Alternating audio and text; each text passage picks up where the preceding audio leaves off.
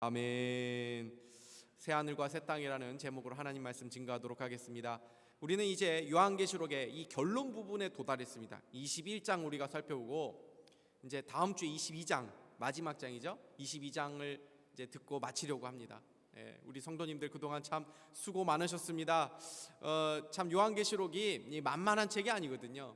근데 제가 처음에는 이제 꼼꼼하게 이렇게 진행하다가 이러다가는 우리 성도님들이 많이 지칠 수 있겠다 싶어가지고 나중에는 조금 중요한 부분들만 이렇게 다루면서 넘어가게 되었습니다. 그래서 오늘 21장에서는 그 새하늘과 새 땅이라는 주제인데요, 이 결론은 뭐냐면 결국 완성된 천국에 관한 것입니다.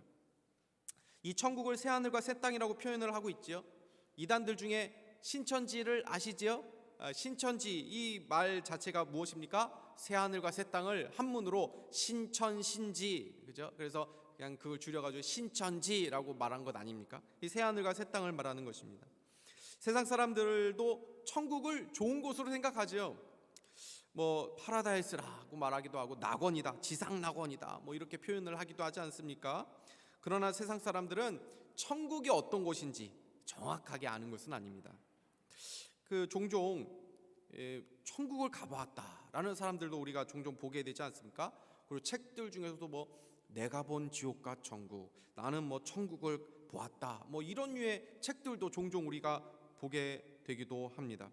그러나 그런 간증들을 너무 우리가 믿을 필요는 없다고 생각을 합니다. 기독교는 체험의 종교이기는 하지만 개인의 체험을 모두에게 다 적용을 시키거나 그것을 절대화하는 것은 매우 주의해야 하기 때문에 그렇습니다. 개인의 체험은 어디까지나 개인의 체험일 뿐입니다. 주관적인 것입니다.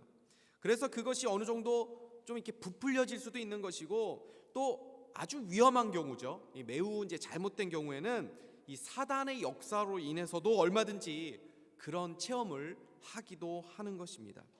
그래서 혹 그런 이야기들을 들으시면 그냥 얼마나 그냥 내가 소화할 수 있는 범위에서 그냥 참고만 하시고 그냥 유익되는 방향으로 소화만 시키면 될 뿐이지, 천국이 정말 그런 곳이래 라고 그렇게 생각할 필요는 없는 것입니다. 우리가 절대적으로 믿을 수 있는 진리는 무엇입니까? 오직 하나님의 말씀밖에 없는 줄 믿으시기를 바랍니다. 그러면 성경에서 천국 또는 이 새하늘과 새 땅을 어떤 곳으로 설명하고 있는지, 그리고 우리는 어떤 천국을 우리가 사모하고 또 소망하고 또 바라보며 살아야 하는지 우리 세 가지로 말씀을 나누려고 합니다. 먼저 새하늘과 새 땅은 처음 하늘과 처음 땅을 대체하고 있다는 것을 말씀하죠. 1절 말씀 다시 한번 읽어보도록 하겠습니다. 시작. 또 내가 새 하늘과 새 땅을 보니 처음 하늘과 처음 땅이 없어졌고 바다도 다시 있지 않더라. 아멘. 우리가 이제 이 부분을 읽으면서 좀 오해를 하지 말아야 될 것은, 처음 하늘과 처음 땅이 없어졌다고 해서 이것이 완전히 다 사라진 것으로 그렇게 생각해서는 안 된다는 것입니다. 여기서 새 하늘과 새 땅에서 이 새롭다라는 단어죠. 이 새라는 이 단어는 완전히 어떤 다른 것을 말하는 것이 아니라 기존의 것이 질적으로 달라졌다라는 그런 의미를 가지고 있습니다. 그러니까 너무 새로워져서 마치 기존의 것이 없어진 것처럼 보일 것처럼 그렇게 여겨진다는 것이죠. 그러니까 요한이 지금 바라보고 있는 이 새 하늘과 새 땅은 우리가 바라보는 이 하늘과 땅과 다른 장소에 있는 그러한 어떤 것이 아니라는 것입니다. 늘 보았던, 우리가 늘 본 그 하늘과 땅인데 새로워졌다는 것입니다. 우리는 보통 천국이라고 하면 지구와 우주에는 없는 어떤 특정한 어떤 장소를 떠올리기가 쉽습니다. 그러나 성경은 꼭 그렇게 우리가 살던 이 세상과 완전히 단절이 되고 새로운 장소로 우리가 옮겨갈 것이라고 말씀하는 것은 아닙니다. 그래서 5절 말씀, 오늘 본문 5절 말씀 보면 이 새하늘과 새 땅이 어떤 곳인지 더 분명하게 말씀하고 있죠. 보좌에 앉으신 이가 이르시되 보라 내가 만물을 새롭게 하노라 하시고, 또 이르시되 이 말은 신실하고 참되니 기록하라 하시고. 그러니까 지금 있는 이 모든 창조 세계를 완전히 없애고 새로운 곳으로 이제 만드신 것이 아니라 만물이 새롭게 됐다라는 것을 말씀하고 있는 것입니다. 이것을 바르게 이해하는 것이 굉장히 중요합니다. 이것을 제가 설명드린 이유가 있습니다. 왜냐하면 우리가 예수님이 재림하시고 또 이 땅이 다 사라질 것이다 라고 생각을 하게 되면 자칫 어떻게 행동을 하게 됩니까? 이 지금의 세상의 삶, 그리고 이 자연 세계를 임시적인 것으로 우리가 생각하고 함부로 취급하거나 의미 없이 생각할 수 있기 때문에 그렇습니다. 아이 뭐 이제 예수님 오시면 뭐 다 없어질 세상이지, 뭐 다 망할 세상이지, 뭐 다 뭐 소멸할 세상 아닌가 하면서 우리가 이 지금에 있는 세상과 우리가 누리는 것들에 대해서 굉장히 무가치하게 여길 수 있다라는 것입니다. 물론 이 세상은 멸망할 세상입니다. 망할 세상입니다. 그러나 여기서 말하는 세상은 무엇입니까? 자연 만물이 아니라 하나님을 대적하는 나라와 세상을 말하는 것입니다. 우리의 소망을 둘 수 없다는 차원에서 멸망할 세상이라고 말하는 것이지 이 세상이 완전히 소멸하고 사라질 세상이라는 그런 의미가 아닌 것입니다. 그런 의미에서 이 세상은 다가올 새하늘과 새 땅과 연속성이 있다는 측면을 우리는 기억해야 됩니다. 이것을 알 때에 우리는 이 세상의 의미와 또 가치를 인식하고 소중하게 또 여길 수 있게 되는 것이죠. 왜 이 세상과 이 새하늘과 새 땅과 이 상관관계가 있는 것입니까? 만약에 하나님이 마지막 날에 이 세상을 다 멸하신다라고 말을 한다면 심각한 문제가 생기게 되기 때문에 그렇습니다.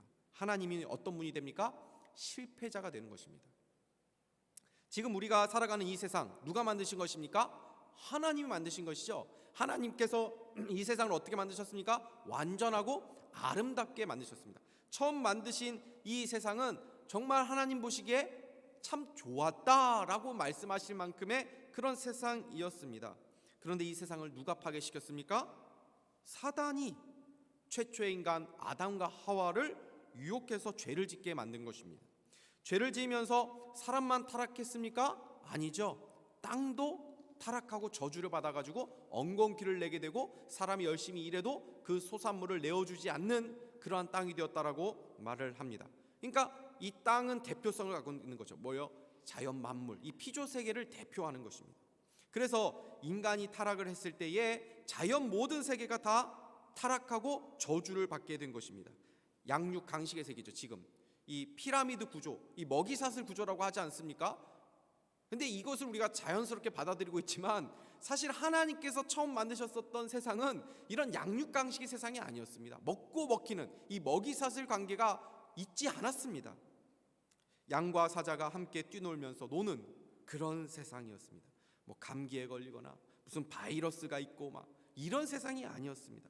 사람이 자기 이익을 위해서 자연을 훼손하고 그 자연은 사람을 또다시 공격하는 이런 악순환적인 것이 없었습니다.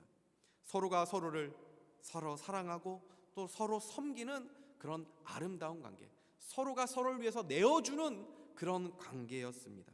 그러나 사람의 타락으로 인해서 모든 만물이 다 타락하고 신음하고 고통하는 세상과 자연 만물이 되었다라고 말씀합니다.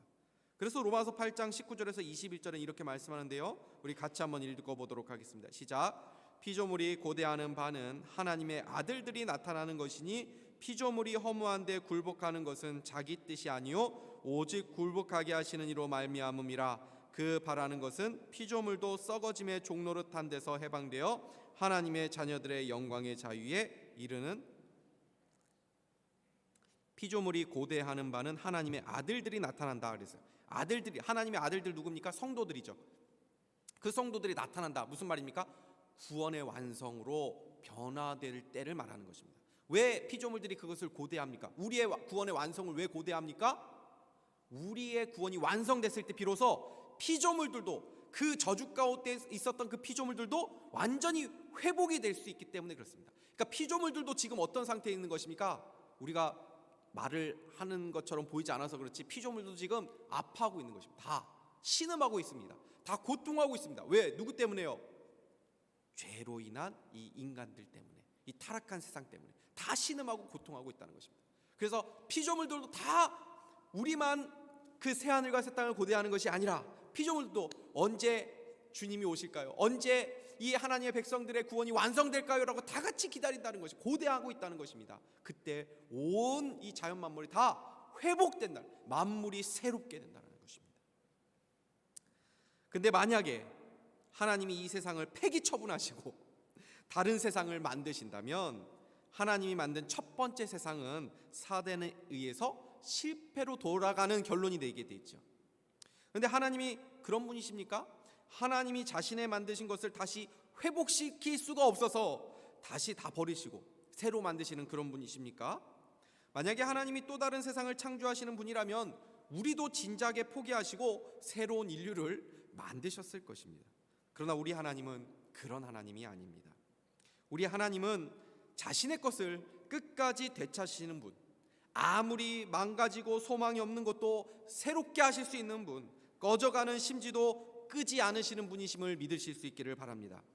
예전에 한번 뛰어난 작가가 자기 딸이 이제 4살쯤 됐던 딸이 있었던 것 같본데, 그 딸이 이제 낙서를 해놓은 것 가지고 이제 그림을 이제 그린 것을 본 적이 있습니다. 인터넷에서 본 적이 있는데, 뭐 4살짜리가 그냥 낙서해 놓은 것입니다. 근데 그 낙서를 가지고 얼마나 뛰어난 작품을 만들어내는지 보면서 야, 이 화가 정말 대단하구나 하는 생각을 제가 한 적이 있었습니다. 하나님이 마치 그런 위대한 화가와 같은 것입니다. 그래서 우리들이 망쳐진 것, 우리가 망가놓은 것들 가지고 오히려 더 위대한 작품을 만들어내시는 분이십니다. 하나님은 우리들이 망가뜨린 세상을 폐기 처분하시는 분이 아니라 오히려 처음 만드신 그 영광, 그 아름다움보다 더 완전하고 더 영광스러운 세상으로 회복시키시는 분입니다.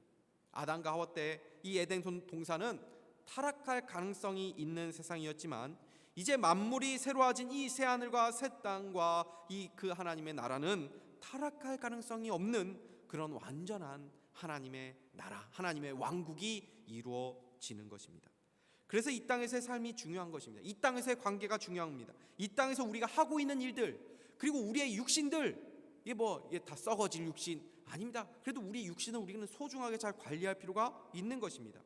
이것이 어디 가는 것이 아니라 새 하늘과 새 땅에서도 어떤 연속적으로 활용될 수 있는 면이 있을 것이라고 믿는 것입니다.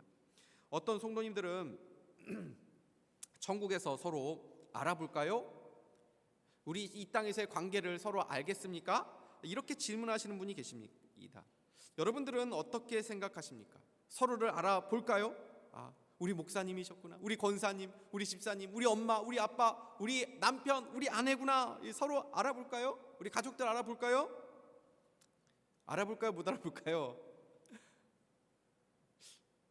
목사님, 굳이 저는 알고 싶지도 않습니다 하시는 분들 계십니까? 못 알아봐도 괜찮습니까? 그런 건 아니죠. 알아볼 것입니다. 서로 알아볼 것입니다. 우리 알아보긴 하는데 어떻게 알아볼까요? 몰라보게 알아볼까요? 다들 변화될 것이거든요. 지금 있는 모습이 아니거든요. 몰라보게 알아보게 될 것입니다. 우리 옆에 있는 분들하고 이렇게 한번 이야기해 볼까요? 아니, 이렇게 멋진 사람이었습니까? 인사 한번 해보겠습니다. 아니, 이렇게 멋진 사람이었습니까? 아이고, 미처 몰라봐서 죄송합니다. 미처 몰라봐서 죄송합니다. 우리는 지금 모습 있는 그대로 보는 것이 아니라 예수님이 변화산에서 황홀한 모습으로 변화되었듯이 부활의 영광스러운 모습으로 서로 만나게 될 것입니다. 그러면서도 서로를 알아보게 될 것입니다. 우리가 서로 알아볼 때 바로 이런 관점으로 봐야 됩니다. 지금 모습만 보는 것이 아니라 장래에 우리가 변화될 모습. 우리가 지금은 좀 미운 오리 새끼 같은 모습처럼도 있지만 우리 모두는 백조가 될 사람들입니다. 그런 기대감을 가지고 서로를 보면서 늘 축복하는 것입니다. 사람뿐이 아닙니다. 동물과 식물도 마찬가지입니다. 이 자연세계도 아이고, 이 세상이 이렇게 아름다웠던가라고 탄성이 있을 정도로 이 세상도 다 변화될 것입니다. 그날에는 동물이 효요하는 소리나 새들이 우는 소리 이제는 새하늘과 새 땅에서 못 들을 것입니다. 새들은 이제는 울지 않을 것입니다. 노래할 것입니다. 그리고 자연의 세계에 신음하는 소리, 도시의 소음 이런 것들도 없을 것입니다. 대자연의 아름다운 소리만 가득할 것입니다. 새하늘과 새 땅은, 이 땅에서의 아름다움은 사라지는 것이 아니라 이 땅의 아름다움은 더 아름다워지고 불완전한 것은 완전해지고 어그러진 것, 뒤틀린 것은 다시 바로잡혀서 완전하게 회복되는 그런 세상이 될 것입니다. 두 번째로 새하늘과 새 땅은 어떤 것입니까? 거룩한 성 새 예루살렘이 임하는 곳입니다. 우리 2절 말씀 같이 한번 읽어보도록 하겠습니다. 시작. 또 내가 보매 거룩한 성 새 예루살렘이 하나님께로부터 하늘에서 내려오니 그 준비한 것이 신부가 남편을 위하여 단장한 것 같더라. 아멘. 사도 요한이 이 계시록을 쓸 당시에는 이미 로마 군대에 의해서 예루살렘이 다 무너진 지 30년쯤이 지난 시점이었습니다. 그러니까 땅의 새 예루살렘은 다 파괴되었는데 이 새 예루살렘은 무엇입니까? 어떤 건물을 말하는 것이 아닙니다. 바로 이 새 예루살렘은 어린 양의 신부라고 표현하고 있죠. 이 새 예루살렘은 그러니까 무엇입니까? 하나님께서 구속하신 구원받은 온 성도들을 말하는 것입니다. 그런데 이 새 예루살렘이 어디서부터 왔다고요? 하나님께로부터 하늘에서 내려왔다라고 표현합니다. 즉 성도들의 모임인 교회는 하나님께로부터 왔다라는 것입니다. 여기에 교회의 영광이 있습니다. 교회의 영광은 사람들의 수준에 달려있는 것이 아닙니다. 교회의 영광은 복음에 있습니다. 교회의 영광은 그리스도에게 있는 것입니다. 우리는 우리가 생각하는 것보다 교회가 훨씬 더 영광스럽다는 것을 늘 기억해야 합니다. 아무리 탁월하고 아무리 영광스러워 보이는 세상의 모임과 조직들이 있다 할지라도 그것은 사람들이 만들어낸 조직과 모임들입니다. 거기에는 부조리함과 거짓과 인간의 욕망이 가득한 것입니다. 그러나 교회는 비록 이 땅에서 세상에 짓밟히고 또 핍박과 환난과 또 세상의 조롱과 또 무시를 당하며 살아가기도 하지만 위에서부터 하나님에게서부터 온 공동체이기 때문에 교회는 영광스럽고 영원한 것입니다. 이 땅에 있는 교회는 마치 진흙 속에 있는 보화와 같습니다. 그래서 이 교회의 영광이 잘 드러나 보이지 않는 것 같지만 주님이 재림하시는 그날이 되면 새 하늘과 새 땅이 다시 이 땅에 오게 되면 우리는 감추었던 찬란한 빛을 드러내게 될 것입니다. 그때는 하늘의 천사들도 놀라게 될 것입니다. 야, 교회가 저렇게 영광스럽고 아름다웠는가 하면서 말입니다. 새 하늘과 새 땅은 이 하나님의 교회가 완성된 곳입니다. 하나님은 지금도 교회를 사랑하시고 또 지금도 이 교회의 완성을 위해서 일하고 계십니다. 이 하나님의 비전이 바로 우리의 비전이 되어야 됩니다. 이 하나님의 꿈이 바로 우리의 꿈이 되어야 합니다. 우리는 올 한 해도 하나님과 함께 교회를 세워가기 위해서 부름을 받은 것입니다. 신앙생활은 결코 혼자 하는 것이 아닙니다. 하나님을 사랑하면 반드시 교회를 사랑하게 되어 있고 교회 세워가는 일에 대해서 관심을 기울이게 되어 있습니다. 하나님은 우리를 산상교회라는 이름으로 불러주셨습니다. 우리가 신앙생활 할 때에 추상적으로 해서는 안 됩니다. 내가 하나님 나라를 세워가야지 라고 하면서 추상적으로 하게 되면은 아무것도 안 하는 사람이 될 수밖에 없습니다.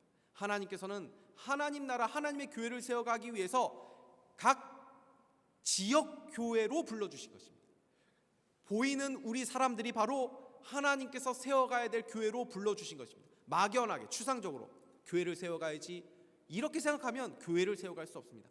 하나님께서는 우리를 구체적인 이 현장으로 불러주신 것입니다. 지역교회, 산상교회로 불러주셨고 바로 옆에 있는 우리 성도들을 만나게 하시면서 서로를 세워가도록 그렇게 우리에게 구체적인 상황과 정황을 허락해 주신 것입니다. 그러므로 여러분 한 사람 한 사람이 산상교회라는 것, 산상교회의 소위 간판이라는 것, 산상교회의 얼굴이라는 것을 기억하시기 바랍니다. 사람들은 여러분을 통해서 산상교회가 어떤 곳인지를 알게 될 것입니다. 산상교회는 참 친절한 곳이야. 산상교회는 참 잘 웃어. 산상교회는 참 따뜻한 곳이야. 산상교회는 참 평안한 곳이야. 산상교회 가면은 내가 비록 허물이 있고 사람들이 나를 무시하고 그래도 산상교회는 사람을 존중해 주는 곳이야. 산상교회는 누구든지 다 환영하고 품어주는 곳이야. 산상교회는 예배가 너무 뜨겁고 은혜로워. 여러분 한 사람 한 사람이 그런 사람이 될 때에 산상교회가 그런 교회로 세워져 가는 줄 믿으시기 바랍니다. 그래서 우리는 함께 이렇게 교회를 세워가는 것입니다. 에베소서 2장 20절에서 22절 그래서 이렇게 말씀하고 있는데 우리 같이 한번 읽어보도록 하겠습니다. 시작. 너희는 사도들과 선지자들의 터 위에 세우심을 입은 자라 그리스도 예수께서 친히 모퉁이 돌이 되셨느니라. 그의 안에서 건물마다 서로 연결하여 주 안에서 성전이 되어가고 너희도 성령 안에서 하나님이 거하실 처소가 되기 위하여 그리스도 예수 안에서 함께 지어져 가느니라. 함께 지어져 가느니라. 우리 혼자가 아니라 함께 지어져 가느니라. 하나님께서 우리 모두를 그렇게 지어 가시는 것입니다. 올 한 해 하나님께서 우리 한 사람 한 사람을 그렇게 하나님의 놀라운 교회로 세워 가실 줄을 믿으시기 바랍니다. 그리고 이 하나님의 꿈과 비전에 우리가 함께, 그 꿈과 비전이 나의 꿈과 비전이 되어서 함께 이 하나님과 교회를 아름답게 세워가는 우리 모두가 될 수 있기를 주님의 이름으로 축복합니다. 마지막으로 새하늘과 새 땅은 어떤 곳입니까? 하나님이 함께 하시는 곳이다 라고 말씀합니다. 우리 3절과 4절 같이 한번 읽어보도록 하겠습니다. 시작. 내가 들으니 보좌에서 큰 음성이 나서 이르되 보라, 하나님의 장막이 사람들과 함께 있음에 하나님이 그들과 함께 계시리니 그들은 하나님의 백성이 되고 하나님은 친히 그들과 함께 계셔서 모든 눈물을 그 눈에서 닦아주시니 다시는 사망이 없고 애통하는 것이나 곡하는 것이나 아픈 것이 다시 있지 아니하리니 처음 것들이 다 지나갔음이로라. 아멘. 천국이 어떤 곳입니까? 천국의 가장 큰 특징은 무엇입니까? 하나님이 완벽하게 함께 하시는 곳이다라는 것입니다. 하나님의 임재와 영광이 충만한 것, 하나님과 온전히 하나 된 곳, 하나님과 온전한 교제가 이루어지는 곳이 바로 이 새하늘과 새 땅이라는 것입니다. 이 땅에서는 하나님과 우리가 동행한다고 하더라도, 하나님과 교제를 우리가 누린다고 하더라도 때로는 하나님이 멀리 계신 것처럼 느껴질 때도 있지요. 그리고 때로는 우리가 하나님을 떠나서 살 때도 있습니다. 그러나 새하늘과 새 땅에서는 하나님과 완전한 하나됨, 완전한 친밀함을 누리게 된 것입니다. 지금은 하나님을 그냥 어느 정도 영적으로 인식하는 정도고, 그냥 안개와 같이 희미하게 또 그림자를 보는 것 같이 그렇게 보면서 우리가 동행하고 있지만, 그때에는 해보다 더 찬란한 하나님을 직접 우리의 눈으로 보게 되고, 우리의 입을 가지고 그 하나님과 대화를 하게 될 것입니다. 우리의 최고의 복이 무엇입니까? 그 하나님과 대화를 직접 나누고 그 하나님을 직접 대면하여 보는 것, 이것이 인간의 최고의 복인 것입니다. 하나님의 백성들과 함께 계시는 이 사건은 사실 구약에서부터 약속된 하나님의 약속이었습니다. 하나님은 하나님의 백성들과 함께 하시는 이 날을 고대하셨습니다. 그래서 하나님은 구약 때부터 이 하나님의 약속을 계속 말씀해 주셨습니다. 레위기 26장 11절 12절 이 부분만 같이 한번 보도록 하겠습니다. 같이 한번 읽겠습니다. 시작. 내가 내 성막을 너희 중에 세우리니 내 마음이 너희를 싫어하지 아니할 것이며 나는 너희 중에 행하여 너희의 하나님이 되고 너희는 내 백성이 될 것이니라. 아멘. 구약에서 하나님께서 약속하신 것 중에 굉장히 중요한 이 말씀 중에 하나가 바로 이것입니다. 내가 너희의 하나님이 되고 너희는 내 백성이 되리라. 이것이 구약에서 아주 중요한 하나님의 약속 중에 하나거든요.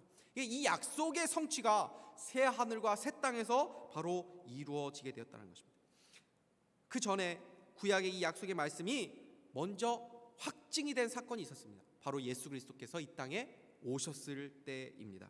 그래서 요한복음 1장 14절은 이렇게 말씀하고 있습니다. 같이 읽겠습니다. 시작. 말씀이 육신이 되어 우리 가운데 거하심에 우리가 그의 영광을 보니 아버지의 독생자의 영광이요 은혜와 진리가 충만하더라. 예수님께서 우리 가운데 거하시기 위해서 이 땅에 오셨다라고 말씀합니다. 여기서 거하다라는 이 표현이 장막을 치고 거하다라는 표현인데, 이것은 이스라엘이 광야 가운데서 이 성소를 가운데를 두고 진을 치지 않았습니까? 그 성소를 상징하는 것입니다. 예수님께서 그 성소가 되셔서 그 이스라엘 광야 가운데 있는 이스라엘 백성들과 이 성막에 함께 했던 것처럼 그렇게 함께 이 땅에 오셨다라는 것을 말씀해 주는 것입니다. 그래서 예수님의 또 하나의 이름이 무엇입니까? 임마누엘입니다. 임마누엘, 무슨 뜻입니까? 하나님이 우리와 함께 계시다. 이것이 임마누엘 아닙니까? 예수님이 바로 하나님이 우리와 함께하기 위해서 오신 강력한 증거다, 그리고 약속이다라는 것을 보여주시는 것입니다. 그러면 이 하나님께서 하나님의 백성과 함께 하실 때에 하나님의 백성들이 어떤 유익을 누리게 됩니까? 모든 눈물이 닦아지고 사망도 없고 애통하는 것이나 곡하는 것이나 아픈 것이 다시 있지 않는 그런 복을 누리게 된다는 것입니다. 눈물, 사망, 애통, 곡하는 것, 아픈 것 다 무엇입니까? 죄의 결과들입니다. 죄로 인해서 온 것들입니다. 사랑하는 사람들과 헤어지는 아픔, 상실감, 이 모든 것들은 무엇입니까? 죄로 인해서 생긴 고통들입니다. 그러나 새하늘과 새 땅에서는 이러한 죄에 대한 고통이 없을 것이라고 말합니다. 더 이상 죽음을 경험하지 않고 슬픈 장례식도 없고 가슴 아픈 이별도 없고 영원히 깨어지지 않는 행복, 영원한 사랑의 교제를 누리게 되는 곳이다 라고 말씀하는 것입니다. 그러면 왜 하나님은 아직 우리를 이 땅에 남겨놓으신 것입니까? 우리를 빛나는 보석과 같은 존재로 만드시기 위함입니다. 오늘 길어서 읽진 않았지만 사실 9절부터 오늘 21장의 마지막 절인 27절까지를 보면은 새 예루살렘이 어떤 곳인지를 굉장히 아름답게 설명해 놓았습니다. 우리 성도님들 나중에 집에 가셔서 시간 이렇게 내셔가지고 한번 이 9절부터 오늘 읽지 않은 마지막 27절까지 한번 읽어보십시오. 그러면 새 예루살렘을 설명하면서 가장 많이 나오는 것이 무엇인지를 보게 되냐면 보석들이라는 것을 보게 될 겁니다. 보석들. 우리가 한 번도 알 수 없는 이름들이 막 거론이 됩니다. 벽옥, 남보석, 옥수, 녹보석, 홍만호, 담한옥, 비치옥. 처음 보면서 야, 보석의 종류가 이렇게 많았나 하는 생각이 들었습니다. 이 요한이 야, 이거 보석에 대한 지식도 이렇게 많았나? 보석 전문가도 아닌데 야, 어떻게 이 보석의 이 이름까지도 이렇게 다 알지? 야, 하나님의 영감을 받으면은 야, 보석에 대한 이런 영감들, 이 지식들도 이렇게 생기나 보다 이런 생각들도 한번 해 보았습니다. 그런데 이 보석이 가지는 의미가 무엇입니까? 천국에 보석이 뭐 그렇게 큰 가치가 있겠습니까? 이것은 상징적인 것을 말하는 것입니다. 보석은 단시간에 만들어지는 것이 아닙니다. 힘든 과정을 잘 이겨낸 결과물입니다. 고온과 고압이 필요합니다. 그 과정에서 이제 불순물이 없어지고 또 단단해지죠. 한마디로 말해서 보석은 고난을 통과해서 나온 결과물들입니다. 우리가 바로 성전의 재료가 되는 이 보석들이라는 것입니다. 우리는 이 땅에서의 보석들을 소유하고 싶어 합니다. 보석을 우리는 갖고 싶어 하죠. 그런데 성경은 뭘 말씀합니까? 우리가 보석이다라고 말씀합니다. 우리는 우리가 무엇을 소유하며 사는가, 이것에 관심을 갖고 있지만 하나님은 우리가 어떤 존재가 되어야 되는지에 대해서 관심을 갖고 있습니다. 우리는 이 땅에서 우리가 무엇을 더 얻는가에 대해서 관심을 갖고 있지만 하나님은 우리를 보석으로 빚어내시는 데에 더 많은 관심이 있다는 것입니다. 하나님께서 왜 우리에게 시련과 고난을 주십니까? 우리는 고난이 있어야지, 그 고난이 마치 연마제가 되어서 비로소 우리가 하나님을 찾게 되고 하나님을 더 의지하게 되고 그러면서 그 과정 가운데 보석으로 빚어져 가기 때문에 그렇습니다. 그런 보석과 같은 존재들로 우리는 새 하늘과 새 땅에서 영원히 빛나는 존재가 되도록 하나님은 우리를 이 땅에 남겨놓으신 것입니다. 말씀을 맺겠습니다. 오늘 이 말씀 우리에게 왜 주셨습니까? 이 천국 사모하라고, 너무 좋은 곳이니까 소망을 두라고 이 말씀 주신 것이십니다. 이 천국은 이론적인 것이 아닙니다. 이루어질 수 없는 어떤 이데아가 아닙니다. 그림의 떡이 아닙니다. 우리가 실제로 경험하게 될 그 날입니다. 이 땅에서의 고난과 아픔이 있더라도 그것과 비교할 수 없을 정도의 새 하늘과 새 땅에서 살게 되는 그 날이 있으니까 이 천국 소망 가지고 승리하라고 이 말씀을 주신 것입니다. 예수 믿으면서 이 땅에서의 보상을 기대하지 마십시오. 물론 하나님이 때로 우리에게 위로와 힘을 주시기 위해서 이 땅에서 좋은 것들을 주실 때가 있습니다. 그러나 우리가 예수님을 믿는 것은 예수님의 아름다움 때문이지 예수님이 실용적이어서 우리가 믿는 것이 아닙니다.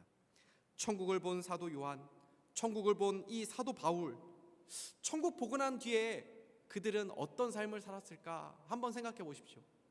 그 아름다운 천국을 고대하면서 나 그 천국 빨리 가고 싶다 갈망하면서 살았지 않겠습니까? 그러면서 동시에 이 땅에서 사명을 감당하기 위해서 어려움이 있더라도 나 그 천국 이제 곧 가게 될 거니까 하면서 든든하게 그 모든 것들을 넉넉하게 이겨내지 않았겠습니까?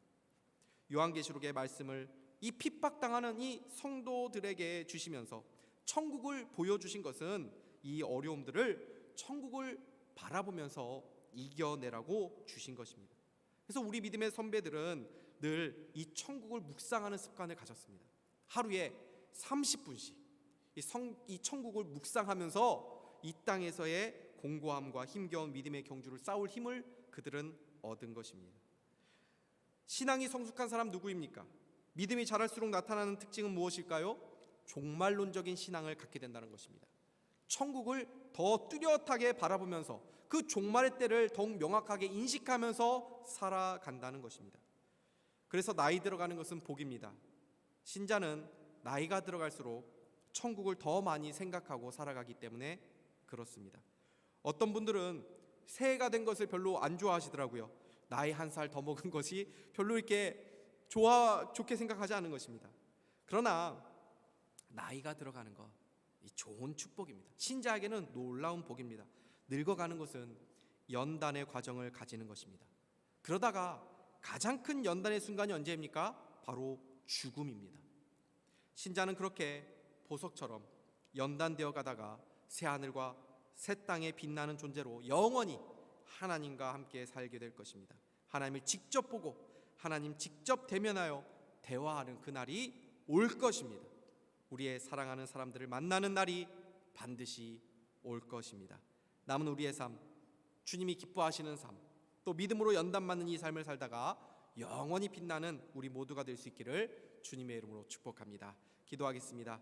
하나님 아버지 감사합니다. 오늘 말씀을 통해서 다시 한번 우리에게 천국 소망을 주신 것 참 감사합니다. 하나님 아버지, 이 천국 우리가 바라보면서 우리 안에 삶 가운데 있는 여러 가지 고난과 어려움들이 있다 할지라도 넉넉하게 그 모든 것을 이기며 승리하며 살아갈 수 있는 우리 모두가 다 될 수 있도록 인도하여 주시고, 그 날을 위하여 그 날을 준비하며 살아가는 우리 모든 성도들, 지혜로운 성도들 다 될 수 있도록 축복하여 주시옵소서. 감사드리며 예수 그리스도의 이름으로 기도하옵나이다. 아멘. 우리